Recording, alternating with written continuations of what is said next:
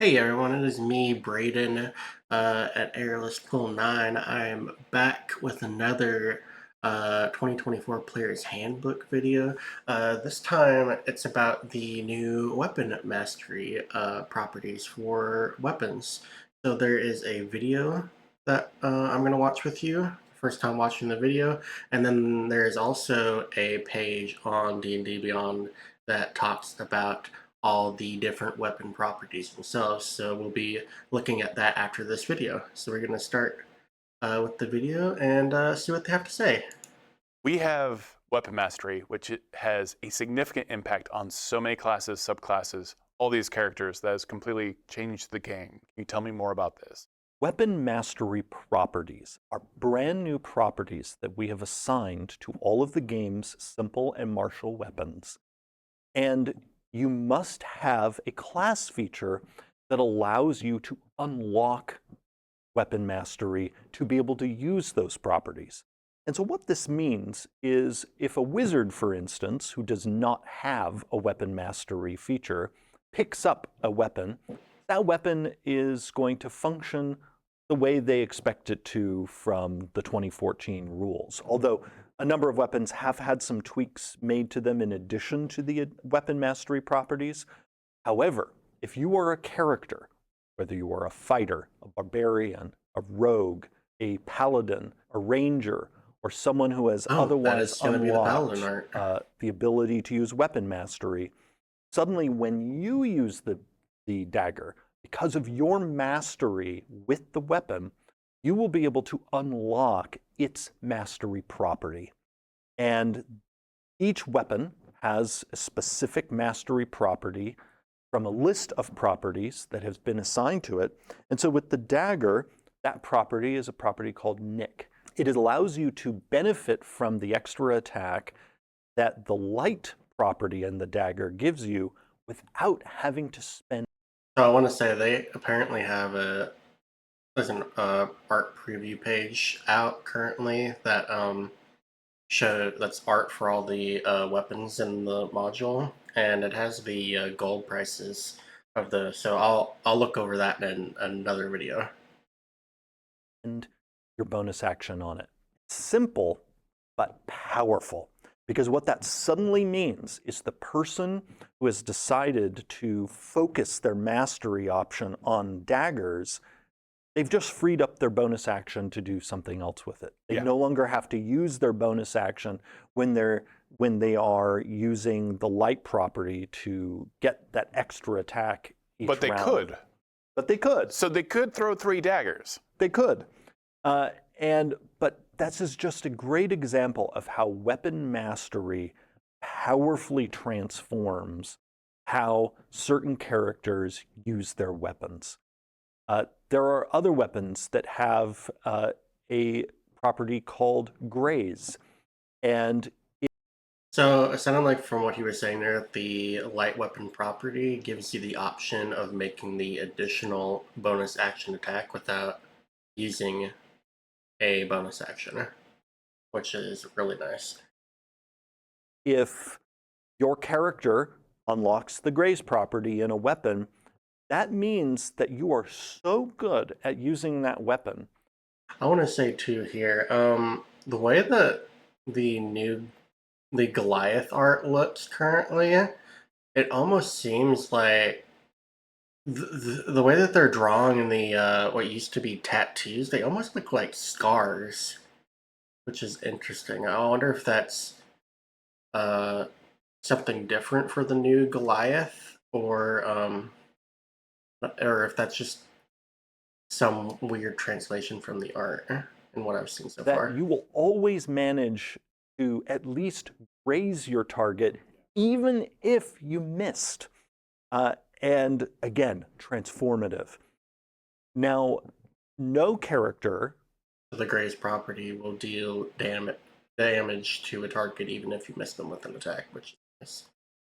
in the player's handbook has access to every mastery property simultaneously. Just as a spellcaster has to Wait, what do you say choose there? in the player's, and again, transformative. Now, no character in the player's handbook has access to every mastery property simultaneously. Okay. Just as a spellcaster has to choose the cantrips that they know from a larger list of available cantrips for their Or class, even the spells. the characters who have the weapon mastery property choose a certain number of those properties that they have unlocked. And how you make that choice is you choose the weapon. So for instance, if you're playing a class that lets you unlock 2 mastery properties, you would choose 2 weapons. You might pick dagger and short sword. And that means you get to use the mastery properties of those 2 weapons. Some classes are able to have more mastery properties unlocked at one time than others. The leader of the pack in that regard is the fighter. A fighter is the master of weapon mastery. The fighter, over the course of their career, they are able to have more and more mastery properties unlocked at a time. And then even at a higher level, they get to a point where they are able to also swap in certain mastery properties over other mastery properties. Yeah. But we'll talk more about that when we dig into the fighter. Yeah, that's amazing though. There are other properties that push people back. There's topple, where you can knock someone down with the battle axe, for instance, that has the topple mastery property. You can choose your weapons to combo with each other in different ways. A great example of this is the short sword has the Vex property, and Vex, when you hit somebody with a weapon that has the Vex property and you've unlocked that property, it means your next attack roll against them has advantage. Well, we carefully constructed the mastery property selections to benefit different sort of class fantasies. So in this case, this is all about empowering the rogue to be able to set themselves up with advantage for their next attack, so that then that attack has sneak attack. So it can sneak attack. And there are things like that throughout. Ranged weapons, because again, mastery properties aren't just on melee weapons. For example, the longbow has the... So my main question here is if weapons will have multiple different properties, or if it's just one property per weapon. Because there could be some cool chaining properties if there are multiple properties in a single weapon. That, I think that might be something that only fire will get access to. Flow property. And the narrative here is, imagine you're hitting someone in like a leg or somewhere else that is going to slow them down. You think about the long range of the longbow.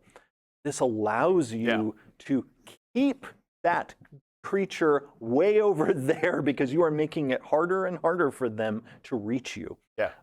And again, the tactical possibilities start multiplying, particularly if you have weapon mastery and you're also playing a class that eventually gets extra attack, because you can start using one weapon for one of those attacks and another weapon for the other one, and exploit their different mastery properties to create some fascinating tactical combinations yourself. So the Great Club has push, which makes perfect sense. You can knock someone back 10 feet. But a heavy crossbow, it's perfect, because if you want to knock someone off a cliff, if you want to shoot someone right off the wall of a castle, a heavy crossbow that has a new element of strategy now. And right there too, you see, when you compare the mastery properties on the different weapons, adding them allowed us to bring out some of the narrative differences among these weapons in a way that we never could before. So if you compare the heavy crossbow to the longbow, one of them is slowing, the other one is pushing. That's actually an example of us being able to finally show how being hit in the real world by those two weapons feels different, because a crossbow hits with a force because of the mechanism. The longbow does not necessarily. I mean, they're both. You don't want to be hit by You don't either want of to them. But it was a lot of fun for us to look at how can we actually bring these weapons to life in a way we never could before. That is a really cool narrative choice with the weapon properties, because yeah, that does make a lot of sense, and it gives each weapon a unique identity as well. Or now that we have weapon mastery, everyone has the option of taking a feat. It also makes me wonder if when the Dungeon Master's Guide comes out, if some of the properties of magic items will chain uh, well with weapon mastery properties. That unlocks some weapon mastery. So we wanted to make sure that no matter what class that you're playing or subclass, you have the ability to dip your toe into this pool through the feat system. And there's also sap, which gives that target disadvantage. Sap is perfect against a foe that's actually really scary, and you want to impose disadvantage on their attack rolls. Yeah. And so yeah, there are a number of weapons that have sap, and like the mace, the spear, and it again really good against the scarier foes, but also another example of us looking at ways to enhance not only the narrative of different weapons, but I like also dwarves a lot. key into Need some certain love. class fantasies better. So the mace, often associated with the cleric. And clerics have traditionally been all about protecting their friends. And so we were particularly eager to then put sap on the mace, because sap is all about diminishing how scary someone else is to your group. Whereas other weapons have mastery properties that are all about, knocking. I wonder if that means that cleric will get access to certain weapon mastery properties, or if perhaps that's something that only the war cleric domain can do. People down or setting up your next attack. How many times can you use weapon mastery? Is this every attack you can use that weapon mastery? Yes. So if you have the weapon mastery unlocked on a weapon that you're using, it's designed so that you can theoretically be benefiting from the mastery property every time that you hit with the weapon, or in some cases, like with the grace property, when you miss with the weapon. And it is because of that design that we kept the mechanical weight of these mastery properties very light. We wanted them to be very impactful, but not a huge slowdown in play. Yeah, And not tremendously complex by themselves. Exactly. So they are very weighty in terms of what they do, but they are not highly complex, because particularly in the hands of a character who starts getting many attacks, like think about a high-level fighter who can just attack, we wanted to make sure that because these are getting applied potentially over and over again, that they weren't going to bog the game down. And so that was a huge focus of our internal playtesting, is making sure that these each meet the goal of being really spicy and fun and create tactical interest, while at the same time not bogging down play. We talked about this before, but now when you see one of these weapons in play, you have a different context. It is not just a dice roll now when you see a great axe.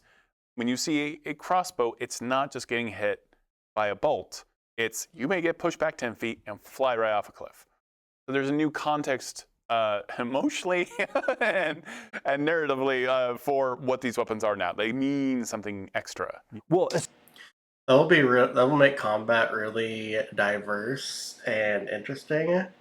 A part of me wonders, though, whether or not that may be reflected in some monster stat blocks with the 2025 monster. That could be particularly interesting. They stack some of those abilities onto certain attacks monsters as well. Especially for the DM, because it is primarily going to be monsters that are facing this. Absolutely. But it also means that players can be much more interactive with each other in setting combos up. Because now if you know, all right, that crossbow isn't just going to do damage, but it might also displace the target, that creates a tactical situation for the group to have fun thinking about that wasn't there before. It's very simple, though, but that is by design, as you mentioned. But it's had a tremendous impact in playtest and even your home game. Oh, the weapon mastery transforms every battle. And again, we had to make sure that the complexity level was low because of how often it can happen. And I can say in our playtests that it has succeeded at delivering the fun and the tactical interest that we wanted. I, in the playtests, spent most of my time playing a fighter, and I had a ball creating, especially as the fighter was higher level and had more and more masteries unlocked.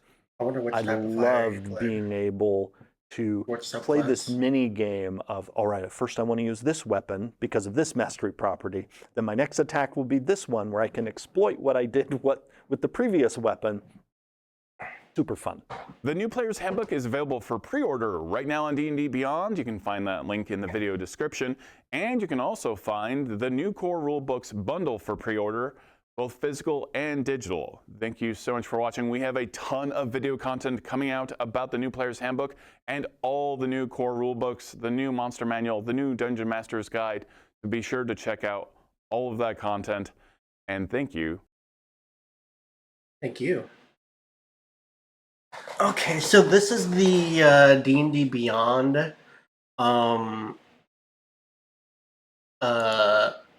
page where they talk about the weapon masteries. I'm gonna move my face up here so I'm not blocking the screen that much. Let's see what they have written here. Your guide to weapon mastery in the 2024 Player's Handbook. Fighter uses their maul to knock down their opponent. The rogue dances around with their rapier to find their foe's weak point, and the barbarian swings a great axe through two enemies in a single blow. Each character in D&D has a unique flair they bring to combat, and that's reflected in the new weapon mastery feature in the 2024 Player's Handbook. Let's explore these fresh ways to utilize your weapons in the upcoming core rulebook revamp. Okay, what is Weapon Mastery? Weapon Mastery is a class feature shared between some martial classes that reflects their specialization with certain types of weapons. Each weapon in the equipment section of the 2024 Player's Handbook lists a mastery property in addition to the weapon's regular properties. The weapon meets the requirements in your class's Weapon Mastery feature. You can learn its mastery property and use it in combat. But learning a mastery property isn't permanent. If you stumble across a shiny new +1 longsword and want to learn its mastery properties instead, don't worry. During a long rest, you can practice weapon drills and swap out one of your weapon choices at the end of the rest. Okay, so you can swap out which mastery properties you have access to during a long rest, which is nice. Okay, let's see here. The number of mastery properties you learn is specified in the class's version of the weapon mastery property. To the video we just watched. Rogues, rangers, and paladins can only access two mastery properties at a time, whereas barbarians and fighters start with 2 and 3 respectively, and eventually gain access to more mastery properties in their features table. At level 1, barbarians, fighters, paladins, rangers, and rogues get access to the mastery properties for certain types of weapons, as listed below. Martial melee weapons, simple and martial. Paladin based on weapons. Based on weapon efficiency. Show weapons property. Okay. Mastering weapon. Some subclasses allow you to access more mastery properties. For example, the Soul Knife Rogue can use the Vex Mastery property with her Psychic Blades, and it doesn't count towards their learned weapon mastery limit. Cool. Good to know. How to use weapon mastery properties. If you're wielding a weapon and have learned its mastery property, you'll be able to use that mastery property every turn when you make an attack with the weapon. Different mastery properties have different triggers. For example, Cleave requires you to hit a creature with a melee attack roll, while Graze triggers when you miss a creature with an attack roll. Unlike some abilities, there's no limit to how many times mastery properties can be used for short or long rests to go nuts. Well, that's nice. Okay, below we'll cover each of the 8 mastery properties included in the player's handbook. Okay, so there's apparently only 8. We'll even throw in some tips to help you brainstorm ideas for your new characters. Here's a preview of the Great Axe art. I can't open for some reason. Cleave, example weapon, Great Axe. If you'll be wading into the thick of battle, you want to consider grabbing a weapon with the Cleave property. These heavy weapons can slash their opponents. If you hit a creature with a melee weapon attack, you can make a second attack against a creature within 5 feet that is also within your reach. When you hit with the second attack, you can roll the weapon's damage, but you don't add your ability modifier unless it's negative. Alright. This is excellent in combination with the halberd, which has reach and cleave, allowing you to cleave in enemies in an extended range. Yeah, I can see how that would be useful.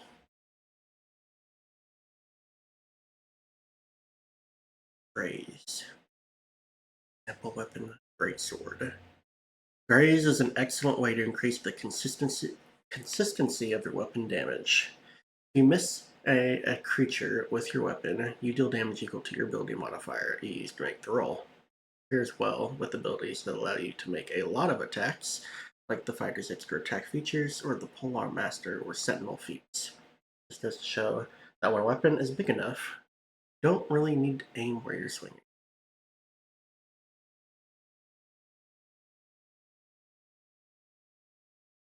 Wonder, this would work even when attacking creatures that are invisible. So you could consistently deal damage to invisible creatures even if you know you're going to miss the attack. Kind of interesting. Nick. Example weapon, dagger. To explain the nick property, we should briefly cover that being able to attack twice while dual-wielding light weapons is solely changed in 2024 Player's Handbook. Instead of being covered under melee attacks, the rules for dual-wielding light weapons are covered under the light weapon property. It still functions the same way. When you make an attack with a weapon that has the light property, you can use a bonus action to make one attack with a different light weapon you're wielding. The Nick Mastery property allows you to make the additional attack you receive from wielding 2 light weapons as part of the initial attack action. So if you're wielding 2 light weapons with the Nick property, you can forego using your bonus action and just make the extra attack as part of the initial attack action. It's really nice.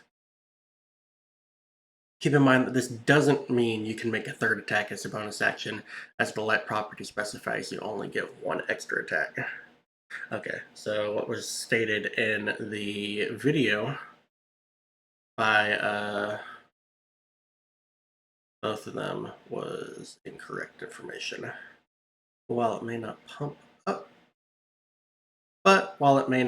your damage, frees up your bonus action use class species abilities such as the Rogue's Cunning action, while still getting an additional attack in. I wonder if anyone said that. Dagger, dagger, dagger.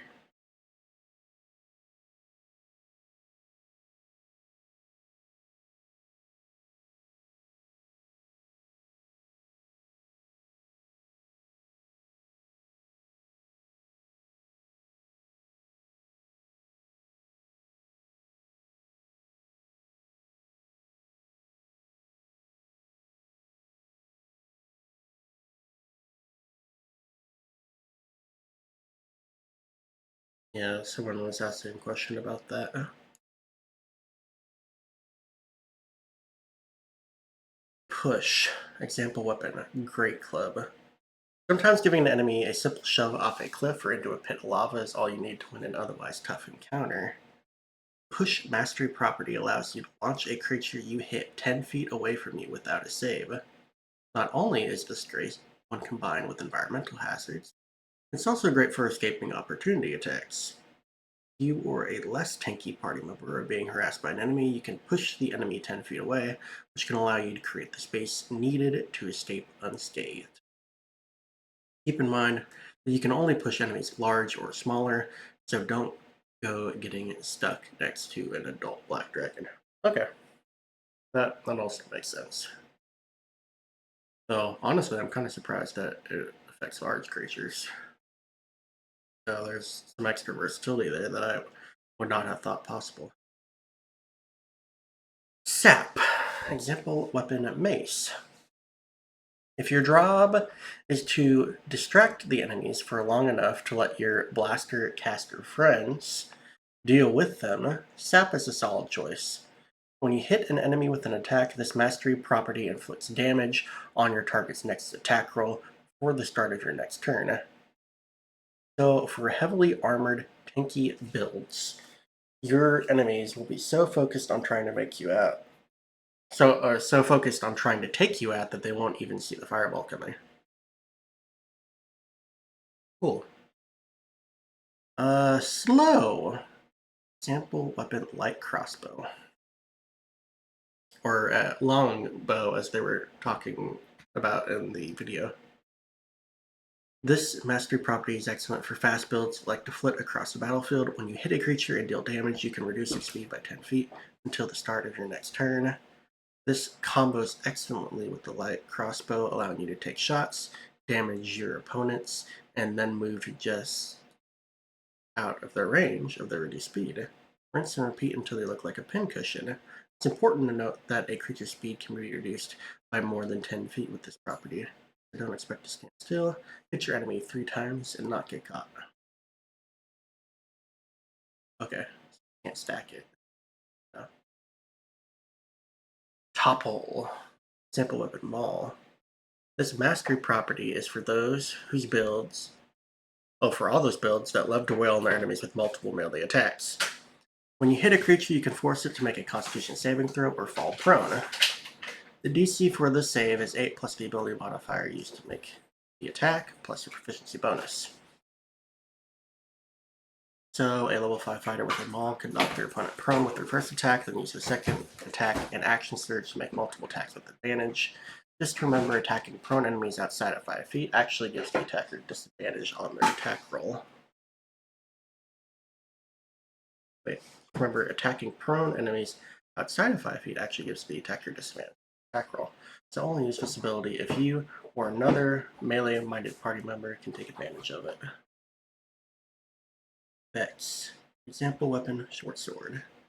Having a weapon with Vex feels like a superior swordsman dancing around their opponent, striking at openings until the battle is won. When you hit a creature and deal damage, this mastery property gives you advantage on your next attack roll before the end of your next turn. This is an excellent way for rogues to almost guarantee a sneak attack hit on their next turn. And it looks like that's it. So that is a sneak peek at weapon mastery properties on weapons. If you like this video, please feel free to like and subscribe to the channel if you want more like this. I will catch you all later. Have a good one.